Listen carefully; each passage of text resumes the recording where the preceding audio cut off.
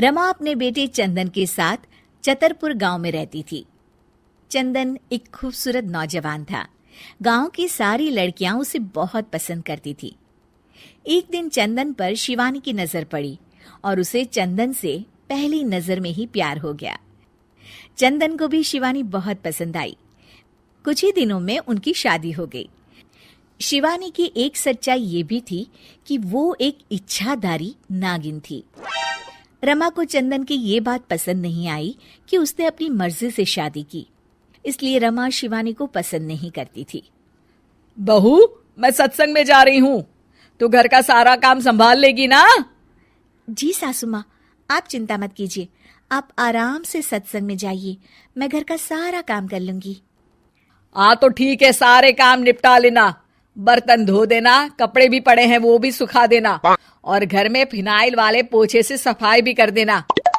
और ये देख, ये बाजार से सामान की लिस्ट लिखी है, उसे भी ले आना।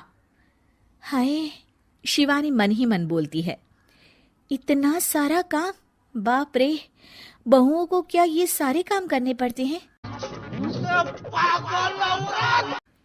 रमा सत्संग के लिए चली जाती है। शिवानी झाड़ू लेकर आती है और फिर सोचने लगती है, अब जब बहू बनी हूं तो इंसानों की तरह ही मुझे सारी जिम्मेदारियां निभानी चाहिए।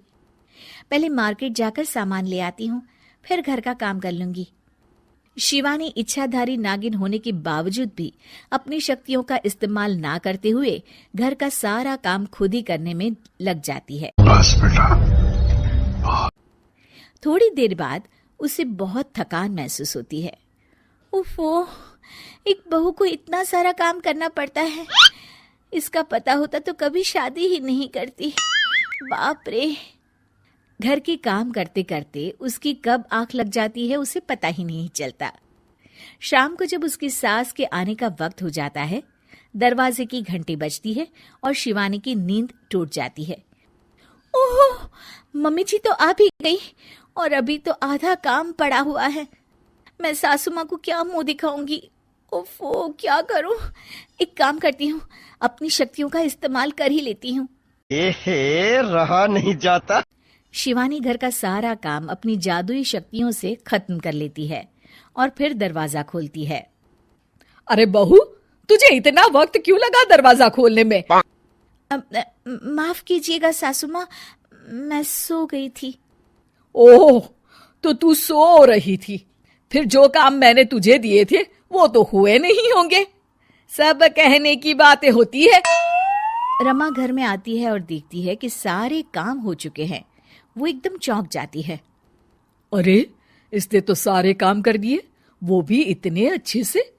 ये इंसान के भेस में कोई चुड़ैल तो नहीं है?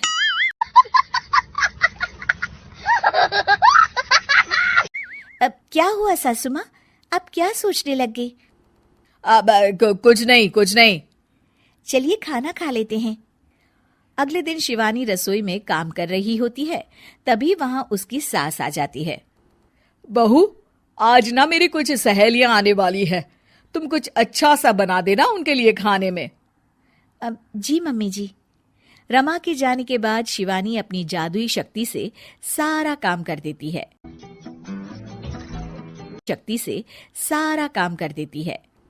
शाम को रमा की सारी सहेलियां आती हैं। अरे रमा, अपनी बहू से तो मिलवा। रमा शिवानी को बुलाती है। शिवानी बहुत ही सुंदर थी। रमा की सारी सहेलियां उसे देखकर चौंक जाती हैं। अरे रमा, तेरी बहू तो बहुत ही सुंदर है। अपने बेटे के लिए चुनकर बहू ढूंढी है तूने।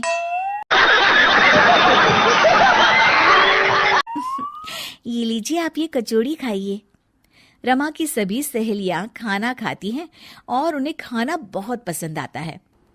अरे वाह भाई वाह, रमा मान गए तुम्हारी बहू को, कितना अच्छा खाना बना लेती है। उस दिन पूनम की रात होती है और शिवानी घर के कामों में इतनी उलझी रहती है कि उसे याद ही नहीं रहता कि हर पूनम की रात को वो अपने असली रूप में आ जाएगी। वो रसोई में काम कर रही होती है, तभी उसका असली रूप सामने आने लगता है। शिवानी ये देखकर घबरा जाती है। हे भगवान, मैं तो भूल ही गई थी कि आज पूनम की रात है। बाहर तो सासू माँ और उनकी सहेलियां आई हुई हैं। अब मैं क्या करूं? क्या शिवानी का राज सबके सामने खुल जाएगा? जानने के लिए देखिए इच्छाधारी बहू पार्ट 2।